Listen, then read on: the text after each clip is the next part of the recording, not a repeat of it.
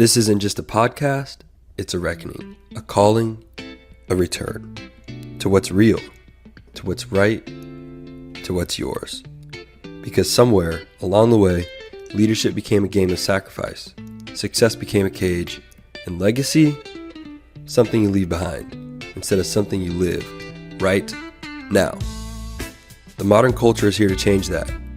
This is where old rules crumble and something truer, deeper, and far more powerful takes their place. Where leadership is about presence, where success is aligned, and where legacy lives in every moment you choose to lead differently. Co-hosted by Cari and Leah Rowling, this is the space where fire meets flow, where strategy bows to wisdom, and where disruption isn't feared, it's embraced. If you're ready to build without burnout, to create without compromise, to lead in a way that feels like you, welcome to the modern culture. Hello, friends. Today, we are unpacking one of the most overlooked success accelerators in business and life, and that is emotional maturity. This is the skill that doubles your growth rate, because when you take responsibility for your emotions, when you feel them and process them and stop running away from them, you move faster with more clarity, with more confidence, without the obstacles of blame and finger pointing. We have watched it in client after client after client. The moment they stop blaming, they stop buffering, they stop bypassing, their leadership expands, their impact deepens, and the results and the outcomes for not just their business, but their life become quicker than ever before. So if you've ever found yourself asking, right, how can I care deeply, right, without carrying everything?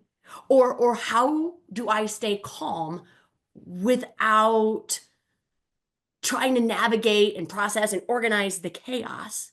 Friends, you are in the right place, because this isn't a podcast on just how to be a better leader.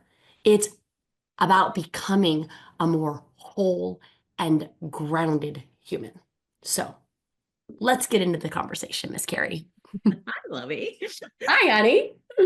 So this is, and I love this conversation because the emotional maturity really is our compassionate intelligence. It is our third principle as we begin to navigate and continue to navigate through those 10 core principles in leadership.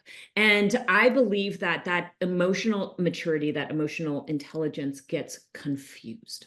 It gets confused because we think about it, as you said, outside of self and not something that really sits internally. We think about that emotional intelligence as simply just an understanding. If I just understand the emotions, if I just have intelligence around what they are, then that's really going to be everything, right? That's going to clear up whatever chaos is sitting out there. And it's crap. It's just crap. So as we look at this, I love for us to first, as we always do with these principles, break down what is this principle? Like, what is compassionate intelligence and how would you define it? It's so good. So compassionate intelligence is the leadership skill. And again, we love all of the principles, but I want to say this is the skill that will either trip you up and slow you way, way, way down, or be the catalyst for the progress that you so desperately desire. But it is a skill of balancing what we might call empathy with accountability. It's leading with heart and holding the line with wisdom, right? It's not just about how you feel, right? It's about how you lead through those feelings and owning them and taking massive amounts of responsibility and inviting that feeling to teach you something, inviting that feeling to give you clarity instead of trying to distract yourself so that you can do anything other than feel. That is what compassionate intelligence is, I think. So then how would you distinguish it? from other things that people get it confused with, from other terms, other beliefs, the confusion around this? Yeah. So, well, first, there's no curriculum for feeling. We have not learned, we've not been taught how to feel. There's two schools really. Mm-hmm. You either sweep it under the rug where all other feelings go and you avoid, right? And you numb out and Mm-hmm. you find a way. You're like that was me. It Mm-hmm. was the finer. Or you react. You Mm-hmm. react and you use emotions as a dictator Mm-hmm. rather than an indicator that there is something within you that has a voice that's trying to get your nervous system to waken up. So what it isn't is it's not being nice Mm-hmm.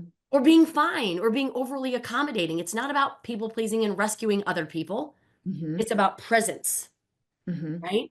Yeah. It's not this emotional overload or taking on everybody's pain or being upset that someone else is upset or being angry that someone else is angered.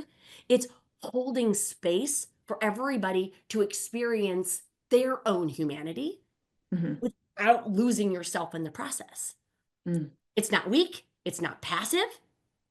Compassion really is a strength multiplier, Mm-hmm. right? Not a softener of the standards that we bring forward. So that's what I would say it's not. Yeah. Yeah. So then, because we always dive into this piece, and this is so your jam, Leah. It's so my jam. We must be It's so talking about. jam. We love the science and the research and all of the good neuros that back this up, right? Because it's not just soft. It's not just a one of those things that doesn't really matter and there's nothing to back it up. There's no science to back it up, right? We love to say that kind of thing. There's some good, there's some good stuff here. What would you say? What is the science that backs this up? So if we're just talking about the neurological science, we talk a lot about thoughts and neurology and the neuroplasticity in the modern culture. And of course, they're infused into all these principles. Yep. But as I mentioned before, compassion regulates the nervous system. Mm. We believe that emotions have a voice, have a language, and we Hmm. discount the language as something's gone terribly wrong, as if we weren't supposed to have emotions.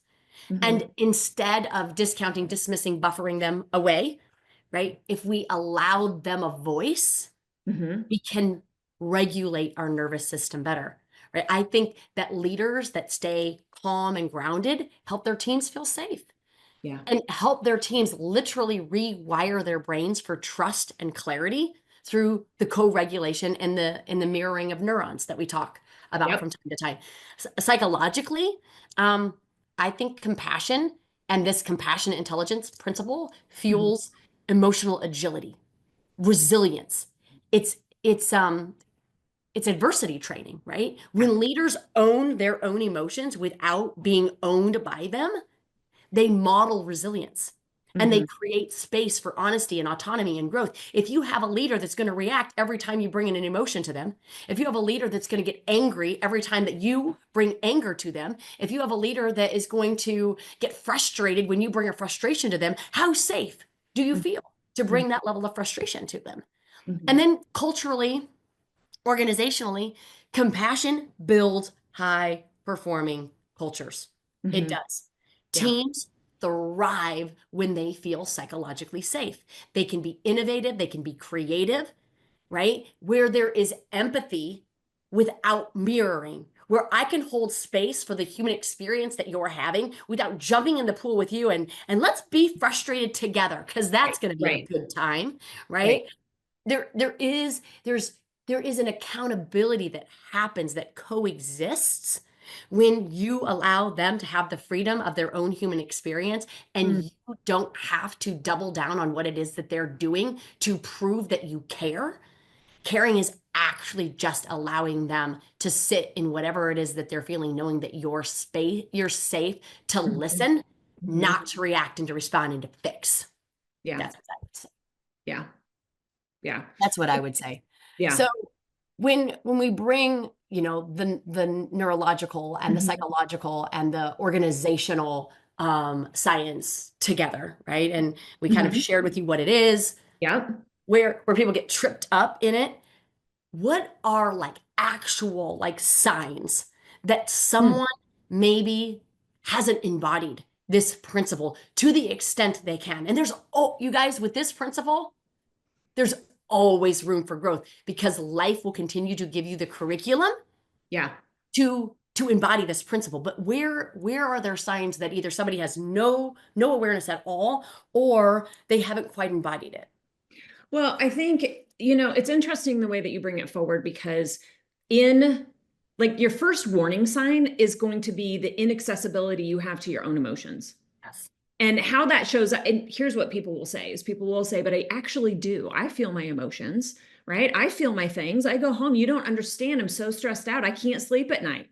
My emotions are going all the time, but they're not. They're not actually going. You're sitting and you're festering within them. And then when you do that, you collapse into comfort is what happens. And when you collapse into comfort, that becomes the people pleasing, or it becomes the inability to be able to hold somebody else compassionately in truth. And that's compassionate intelligence, not only understanding and having compassion for self. If you don't have that for yourself, you will never be able to see the human in another person. The only thing you're going to see is the outcome that you are looking for. And when you don't see that outcome, right? When you're not seeing what it is that you believe you need to have within an organization or within a relationship, then you're going to do one of two things. You're either going to, again, collapse into comfort, right? Which means that you allow, because we don't want to have the hard conversation. We don't want to disrupt somebody else, or we're going to bulldoze them with control. And I know that sounds really harsh, but here's what it looks like. I'll just take care of it myself. I'll just do it myself because I can do it faster. That is control. That is not compassion. That is not asking that deeper question. All of these principles layer on one another. And when you have the ability to get curious and you ask that deeper question, that's where you provide the safety. That's where you provide the safety. But if you are not leading from this place, you are enabling dysfunction and you are weaponizing direction. This is what's happening. And when people become problems to solve instead of the humans that stand alongside you, you're not aligned, you're transactional. And nobody wants a transactional leader, but I will almost guarantee you that most leaders today are transactional because they're looking for the outcome and they're not honoring the human. Oh, I would say. yes. Yes. So if that is the reality, and we've seen enough to know that it most likely is, and it's not on purpose, like friends, like No, it's not on purpose. We just have not been taught a different way. We have not been taught a different way. And so why is it so important, right? In this time right now, especially in this time right now, that at least people that are slightly interested in a different way to lead, in a different way to live. Why is this principle so important now? Oh my gosh. Well, I mean, can we simply just look at leadership today? Mm-hmm. Can we just look at what's happening in the world? We have lost the ability for compassion as a human because we are so driven in scarcity and fear, because we're consistently looking for that next level. And we're not allowing ourselves the presence to be exactly where we are. And if we're not allowing ourselves the presence, we're not allowing other people the presence either. Leadership cannot be done in the way that it has been done in the past. It simply can't. It's been done with, I'm going to say this is going to sound really harsh, but it really has been kind of a blunt force, to be honest with you. Those conversations aren't coming out of you in a way that is allowing the space for somebody else to feel trusted and to feel seen in it. That's what this time period is calling for. And it's not just because the old system isn't working anymore. We know it's not working anymore. It's because the generations coming up are demanding something different, right? Not just the next generation, but the people who are navigating the world today are demanding something different. So we have to begin to come back home to ourselves, to come back home to a place where we have the ability to both have the compassion and have the intelligence to be able to step forward to call people into a higher place. Mm. Emotional intelligence is simply something where you walk into a room and you can sense the room, right? And you can go through all the courses you want to on emotional intelligence, and it's going to tell you how to sense the room. Compassionate intelligence, you guys, moves the room. That's what we're being called to do. We're being called to movement and not to stagnation and just observation anymore. That's So, what I would say to that. so total goosebumps. Yes, move the room. And here's what I got.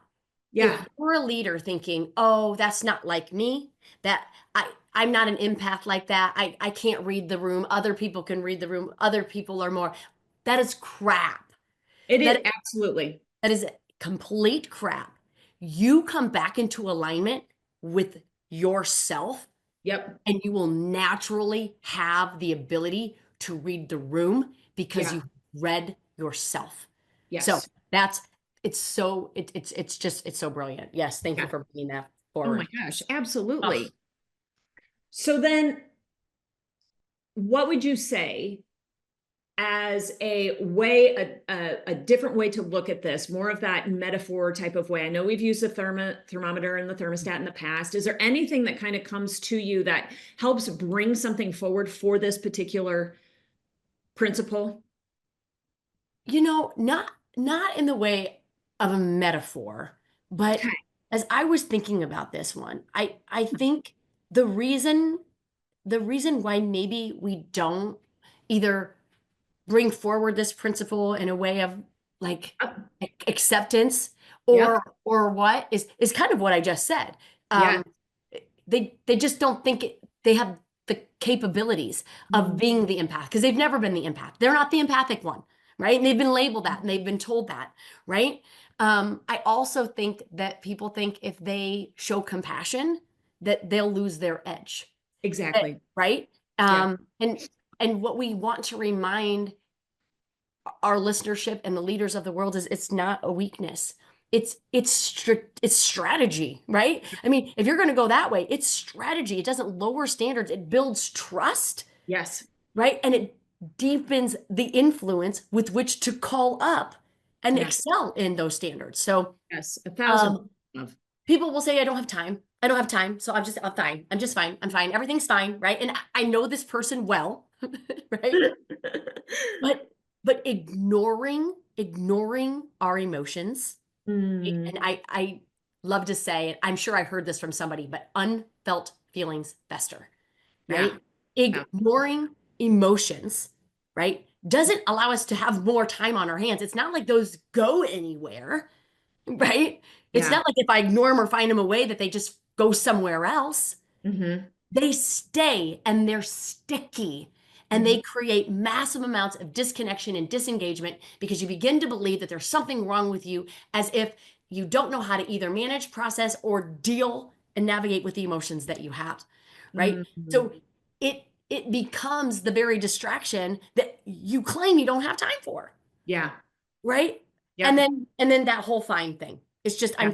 I'm fine, right? It's suppressing your emotions is self-abandonment, and it's no wonder that we can't hold the space for other people, because if we can't hold the space for us, Yes. how is it possible for us to hold the space for other people? So that's what I would say. You So can't yeah, you can't. You hold the can't. space for other people. So when we behave like this, when we show up this way, either in suppressing Yeah. of our emotions, finding a way, what have you, there's a reason, right? Like Mm-hmm. we're not just doing this because we love to feel pain, right? Mm-hmm. Mm-hmm. There, there is a behavior, there is a payoff Mm-hmm. for them doing this. Why is it that why they continue to use buffering and distractions in a way to not feel, Mm. because they feel what? What is the payoff for them? What are they getting? Oh my gosh. Well, I sit and I look at just some of the leaders that we've recently talked to and that I've recently talked to. You just get to perform. You just get to perform, and people applaud performance.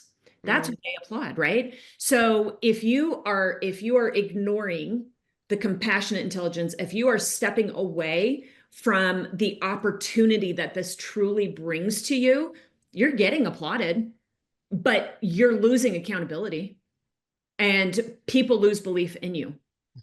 They lose trust, and innovation begins to die, right? Because nobody can bring forward insights, ideas from a place of struggle or a place of fear. When you are in that performance mode, when you collapse into comfort, like I said, then you're going to step on toes. You're going to make sure things are getting done, even if it means, and you think I'm just being helpful, right? They don't really know. So I'm just going to go ahead and handle this for them, right? They didn't do this because, and then I'm just going to go ahead. This is enabling behavior, friends.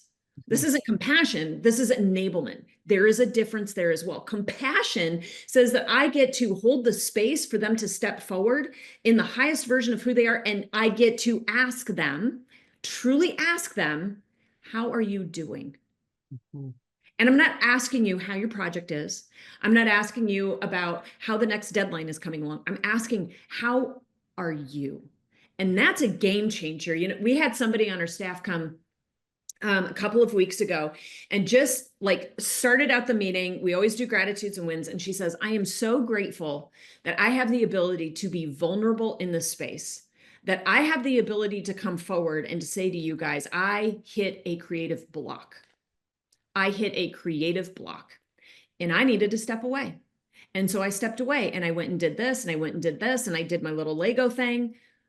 And then that brought me back into a space where I could innovate. That's compassionate intelligence. She didn't have to tell me what was going on, but she had the ability to say, this is where I'm at. This is where I'm at. This is what I needed in order to be able to create in clarity for you. When you collapse or when you take that control back and you step in and you do it for them, they never get that space. They never have the self-awareness and they don't have the ability then to be able to do that again next time because they don't see that, oh my gosh, it's safe for me to come forward to you to have this conversation. And she can do that because I do the same. This is where I'm at. This is what I've got going on. I overdid here. I overfunctioned here. I burned out. I need to do this. This is understanding of self, that compassionate intelligence of self that you get to bring forward to other people. That's why this is so important. And this is what happens when you completely ignore it. Yeah. Oh my gosh. So speaking of ignoring, Yeah. what's the real cost then? What's the real cost and the long-term consequences for cultures, for families, for decision-making, for trust? You'll suffocate. Yeah. You'll suffocate, they'll suffocate, everything. That's what's going to happen, right? You're going to snuff it out. You're going to lose people because you see it as being compassionate to come in and take over, and they see it as micromanaging. They're never going to say it, by the way. They're not going to tell you that they don't trust you, right? You're going to feel it. You won't be able to put your finger on it because you're not compassionate enough with yourself to understand the emotions around it.